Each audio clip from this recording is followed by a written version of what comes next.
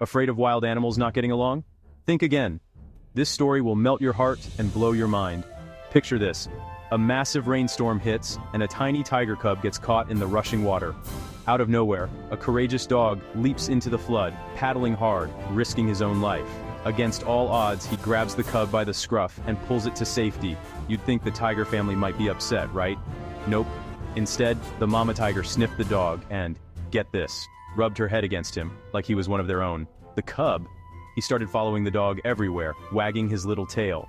Suddenly, the whole tiger family was treating the dog like an honorary tiger. They even shared their food. Talk about an unlikely friendship. It's proof that animals have bigger hearts than we realize, and that heroes can come in any shape or even species.